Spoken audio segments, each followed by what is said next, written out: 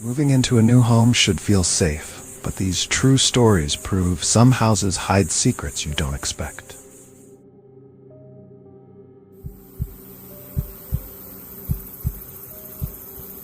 I can still remember the smell the moment we stepped into that farmhouse. It was the kind of musty, damp odor that sticks to your clothes, clinging to the edges of your memory. The air smelled like old wood and something faintly sour, like milk gone bad in the back of a fridge no one had opened in decades. I was 12, and everything about moving to a new house felt monumental. But that smell made me feel like I'd walked into a different time, one that had been paused and waiting for us. The realtor, a cheerful woman with a voice too bright for the creaking halls, never showed us the small storage room at the top of the stairs. She said it was stuck shut, and that it wasn't worth the trouble. My dad didn't seem concerned, more amused than anything, and we shrugged it off. Kids are easy to distract, and the farm was massive. There were fields and a broken swing in the backyard, and I convinced myself that the locked room wasn't important. But it became impossible to ignore. It started a week after we moved in. I would wake in the middle of the night to scratching sounds. At first, I told myself it was the wind through the eaves or some stray animal in the walls. But the noise was different, deliberate, focused, almost intelligent. It came from the end of the hallway, just past my parents' room, and always, without fail, from that tiny, barred door at the top of the stairs. I remember lying awake in my bed, staring at the ceiling, feeling a creeping cold that wasn't from the winter air seeping through the cracked window panes. The scratching wasn't loud, but it was persistent. And every time I thought I had convinced myself it was nothing, I could swear I felt movement. Not the draft of air, not a settling house. Movement, like something small and restless pacing just beyond that door.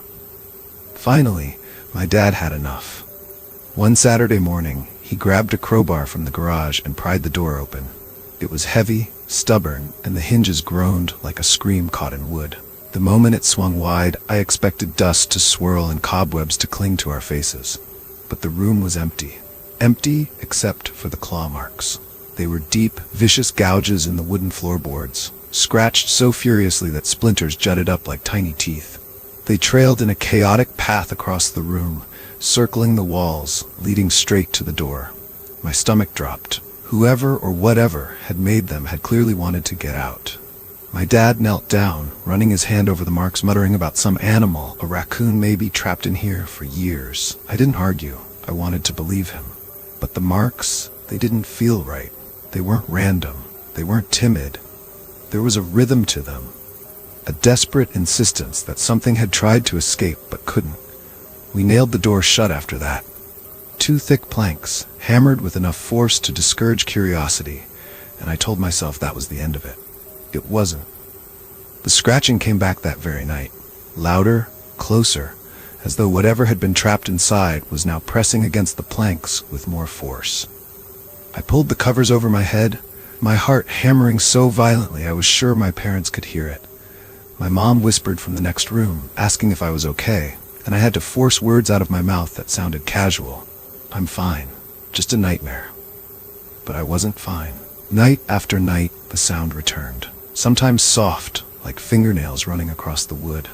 Other times urgent, frantic, as if whatever was trapped inside was clawing at the door in a bid to get to me. I began to notice small things, a draft that didn't belong, the floorboards above my head groaning in patterns that weren't quite the house settling, and always the smell, the same sour old wood odor, creeping down the hallway, stronger when the scratching was worse. I wanted to tell my parents, but I couldn't. My dad was already stressed with work, my mom exhausted from unpacking, and I was terrified they'd think I was imagining it. So I watched. I listened. And slowly, I began to feel a presence. Not in a haunted house way, but in a suffocating, immediate way. Something small and trapped, watching me from behind the wood, patient and waiting. One night, I swore I saw it. A shadow, darting just inside the corner of my vision as I crept down the hall to the bathroom. It moved with such speed I barely caught it, and then just as quickly it was gone. I froze for what felt like an hour, ears straining, chest tight, until the scratching started again. Not from the room, but from the ceiling, the walls, the floorboards. The house was alive with it. Or maybe it wasn't the house. Maybe it was that room, that door, that clawed wood that still whispered to me in the dark. We stayed in that house for a year. I never touched the door. I never wanted to.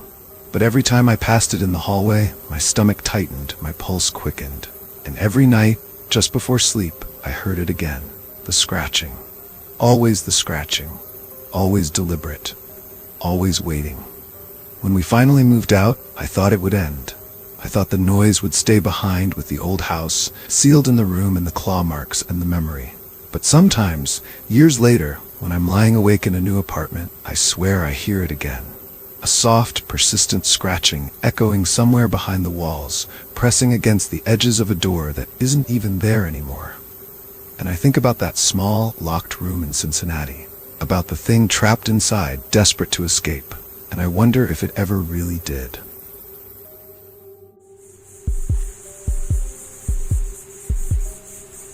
I never imagined that moving into a new house could feel like stepping into someone else's memory. Austin, Texas, mid-June.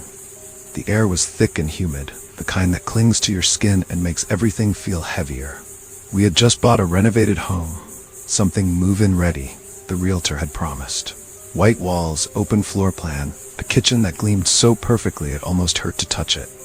It was my wife Rachel who first noticed it. Behind the breaker box, taped with yellowing masking tape, there was an old brass key. I remember her holding it up like a curious child, tilting it under the overhead light. "It's probably just left over," she said. "Antique charm, maybe?" I nodded, though my gut twisted. Something about it didn't sit right, but I laughed it off. There are always oddities in old houses, I told myself. A loose shutter, a creaky floorboard, a forgotten key behind the breaker. Innocuous, banal. For a few weeks, nothing happened. Just the typical settling sounds of a house, the hum of the AC, the soft creak of the floors as we moved between rooms. But then, I started noticing small things. Cabinets left slightly ajar, lights dimmer than we remembered, and once, Rachel swore she saw the fridge door open when we both knew we'd closed it. I brushed it off. Too much stress, too many boxes still unpacked. Then one Thursday, everything changed. Rachel called me from work early that afternoon. "I'm going to come home for lunch," she said. There was something strange in her voice, hesitant, almost like she was trying to warn me. I didn't think much of it.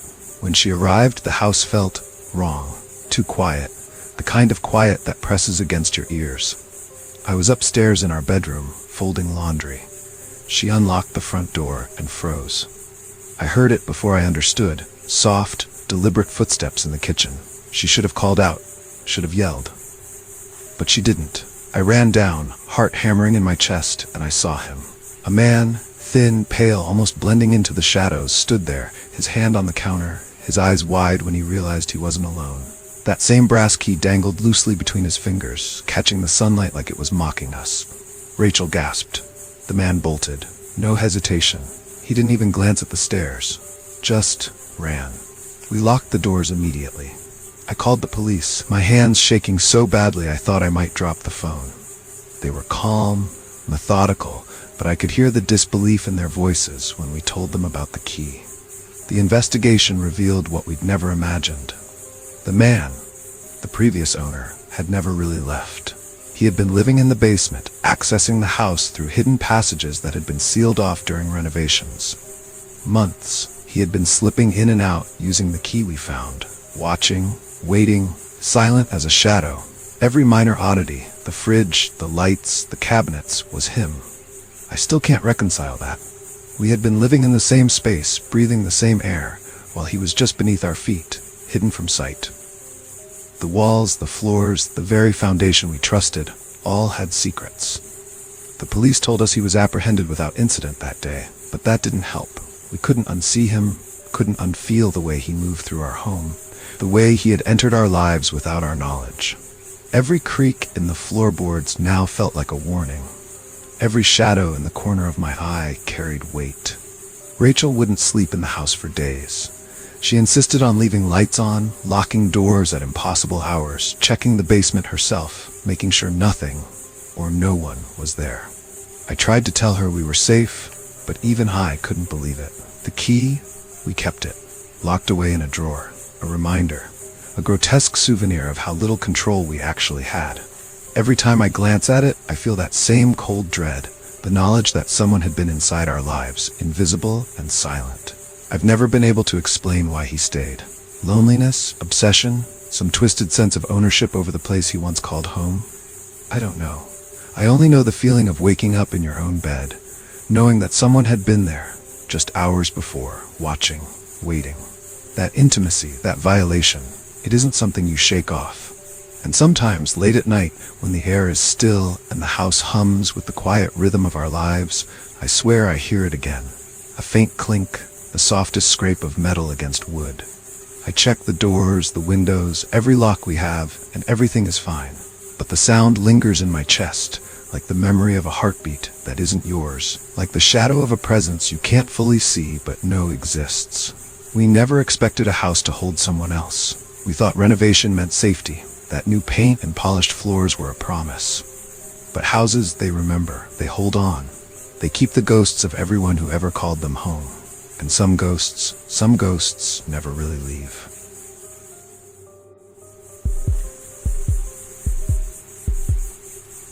I didn't expect to feel so alive the day I got the keys to my first house. It was a small craftsman in Washington State, a little run-down but full of character. The kind of place that smelled faintly of cedar and mildew, a smell that clung to your clothes long after you stepped inside. I remember running my hand along the staircase banister, the wood cold and smooth beneath my fingertips, and thinking, finally, mine. The first few nights were quiet. I slept with the windows open, listening to the distant hum of traffic, the occasional bark of a neighbor's dog, the wind rattling the trees. But then I started hearing them, footsteps, soft, deliberate pacing, always at night. At first I chalked it up to the house settling. Old houses do that, don't they? Floors creak, walls sigh. That's normal. Except these weren't settling sounds. They were precise, light on the wood coming from directly above me. I didn't have any reason to think the attic was occupied. There were no floorboards, just exposed insulation and rafters. My eyes would snap open at 2, 3 in the morning, heart thudding, listening to someone or something walk across the ceiling. I tried to ignore it. I'd get up, check every room, even pull down the attic ladder. Nothing. Empty. No footprints. No signs of intrusion. Just the quiet hum of the night settling back into itself, as if nothing had ever happened. But the footsteps persisted. I started leaving the ceiling light on in the hallway, hoping it would deter whatever was up there. It didn't. Some nights, I swear I could hear faint breathing, the shuffle of weight across bare joists. My mind ran through possibilities. Animals? Birds trapped in the attic? Mice? But no, none of that made sense. The sounds were too intentional. One night I sat in the living room, eyes glued to the ceiling hatch. I could hear them, footsteps pacing slowly, deliberately, like someone was inspecting the space above. I reached for my phone and tapped out a quick note to myself. Check attic, set up camera. Don't let imagination run wild. The next day I bought a small security camera, the kind you can hide in a corner and monitor remotely. I pointed it at the attic hatch, slid it under the eaves so it wouldn't be noticeable. That night, I sat on the couch, stomach tight, phone in hand. It started again around midnight. The soft thud of footsteps above me, slow at first, then picking up rhythm, circling the hatch like someone was mapping the ceiling. I froze, watching the live feed, heart pounding in my ears. Then I saw him. Not a ghost, not an animal, a man. My neighbor. Middle-aged, wiry, dressed in dark clothes, moving with a deliberate caution that made my blood run cold. He slipped through the hatch, vanished into the shadows of the rafters. My phone slipped from my hand onto the carpet. I watched him climb along the rafters like he belonged there, watching me below, unbothered. I felt every pulse of my own fear and humiliation. I wanted to scream, to run, but my body refused. I was frozen, aware that this man had been living above me, breathing in the same house, watching me sleep. Days passed and I couldn't unsee him. I reviewed the footage obsessively, every movement recorded, every pause in the shadows catalogued. The realization sank in. He'd been coming in through the shared crawlspace behind the wall that separated our houses. He'd been living there, unnoticed, probably for weeks, months, maybe. The thought made my stomach turn, but it also sparked a twisted sort of curiosity. I watched him more than I should have. I saw him curl up in the insulation like it was his bed, the light catching his face in the corners of the vents. He didn't know I knew. Sometimes, when I was too scared to sleep, I'd watch him through the camera. There was something intimate and terrifying about seeing him unaware, so ordinary in his habits. Making coffee he didn't have, brushing his hair, sleeping in a space no one should inhabit. Eventually, I had to confront him. I left the camera rolling and waited until he moved near the hatch. When I called out, he froze. He looked at me through the shadows, pale in the light from the vent, eyes wide but calm, almost apologetic. He didn't fight, didn't argue. He simply climbed back into the crawlspace and disappeared. The police were involved eventually. I told them everything, showed them the footage. He had been living there, a neighbor I'd waved to in passing, someone I thought I knew. They took him away, but even after he was gone, the house felt different. Hollow, the attic itself remembered him. The insulation still seemed to whisper in the corners. The rafters groaned in a rhythm that matched my heartbeat. I sold the camera, but I can't sell the memory. I can't forget the way he moved above me, the quiet precision of his steps, the way he slept while I watched helpless, knowing someone had breached the sanctity of my own home. Some nights, I still lie awake, listening to nothing and everything, convinced I hear him pacing just out of reach. I've moved since then, but every house carries the shadow of that night, that attic, that man. I tell myself it's over, but when I think back to the soft thump of footsteps above me, the brush of air as he shifted in the insulation, I feel the same cold fear I did the first time I heard him. The house isn't just walls and wood. It's memory. It's presence. And sometimes, it keeps things it shouldn't.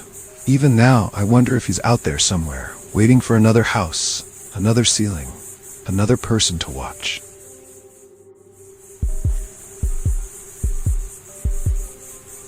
I still remember the first night we noticed it. The air in the nursery felt colder than the rest of the house, though the heat was running.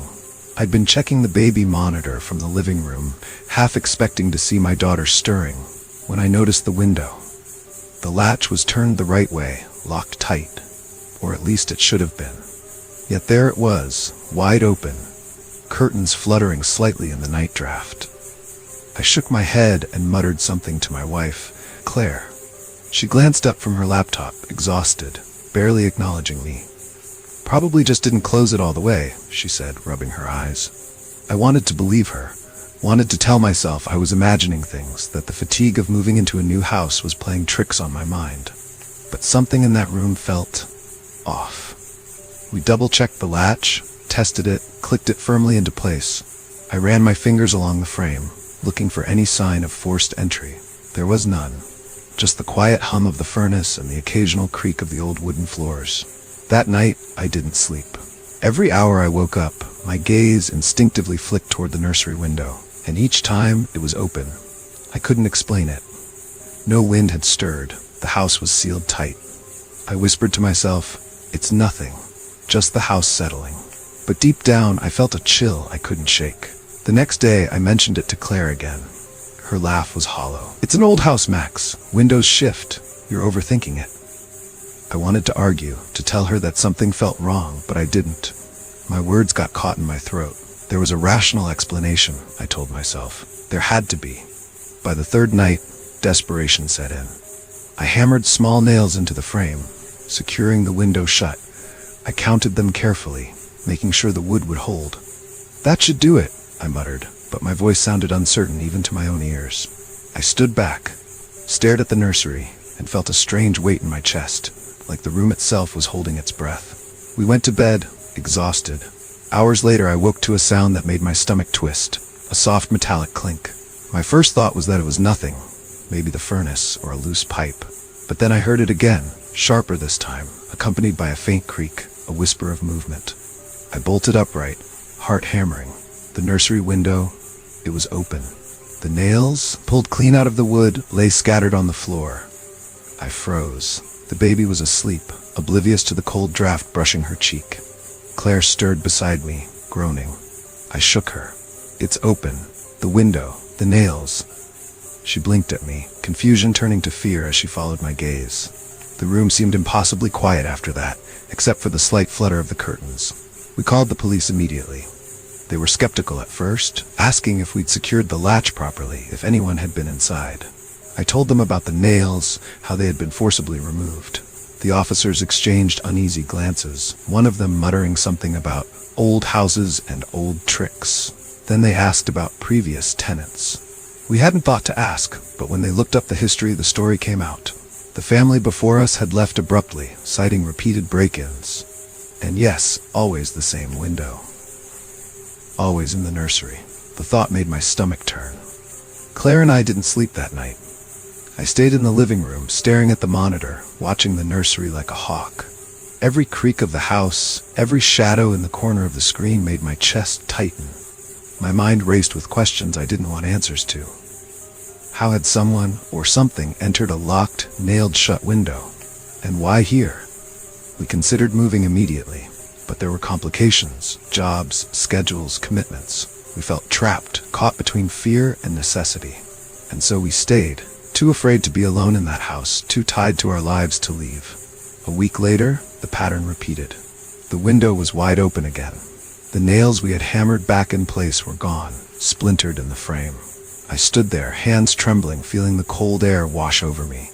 Claire's face was pale, her lips pressed together so tight I thought she might break. We never saw anyone.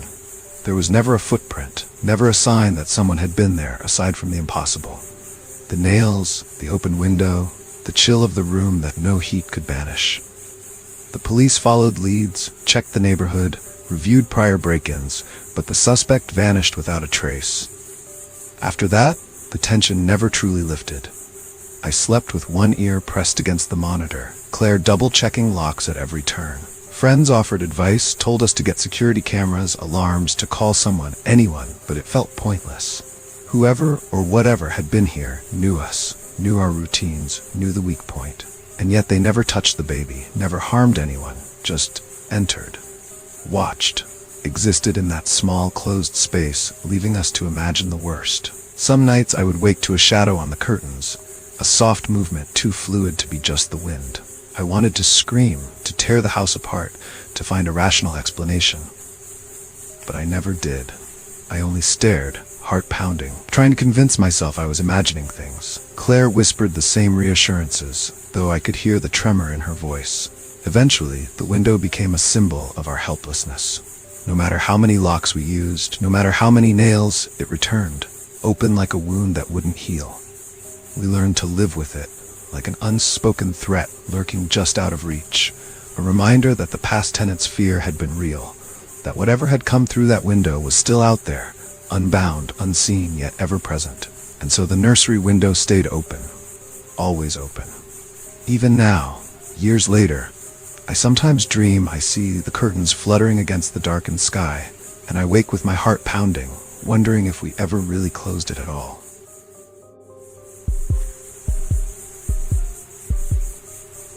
I moved into the townhouse in Phoenix in the summer of 2019. It was the kind of place you tell yourself is perfect because it checks all the boxes. Spacious, quiet street, modern finishes. I remember standing in the empty hallway upstairs the first time I walked past the mirror. It was huge, framed in tarnished gold, leaning just enough to catch the sun from the window across the hall. I didn't like it at first. There was something about the way it seemed to watch me when I walked by. I told myself I was being ridiculous. Mirrors are mirrors. They don't think. A week after moving in, I started noticing little things. Shoes misplaced, a jacket I swore I'd hung on a hook now tossed on the bed. At first I blamed myself, stress of moving, late nights unpacking, but the unease didn't fade. I couldn't shake the feeling that someone else had been in the house. It was the mirror that made me really start paying attention. I wanted to remove it. Maybe it was warped, maybe it had been glued over something. I called a handyman. He laughed when I said I wanted it off the wall. "It's heavy," he warned, "but I can help." When we finally pried the mirror loose, I froze. It wasn't mounted at all. The mirror had been covering a narrow cutout in the wall. My heart started hammering before I even realized what I was seeing. A hallway. A long, thin space running the entire length of the house, its floor coated in dust so thick it caught the sunlight in tiny motes. And then I saw them. Footprints. Fresh, unmistakable footprints pressed deep into the layer of dust. I swallowed hard. "What the hell?" I whispered, my voice barely audible. I called the police immediately. They came, cautious, their boots tapping softly against the hardwood as I showed them the hidden passage. They traced the space, flashlights cutting through shadows that seemed to cling to the walls. The detective turned to me, eyes grim. "Squatters," he said flatly. "Looks like someone's been living in your house without you knowing. Could be weeks, months. We don't know." Weeks turned into days of sleepless nights. I would wake up thinking I heard breathing.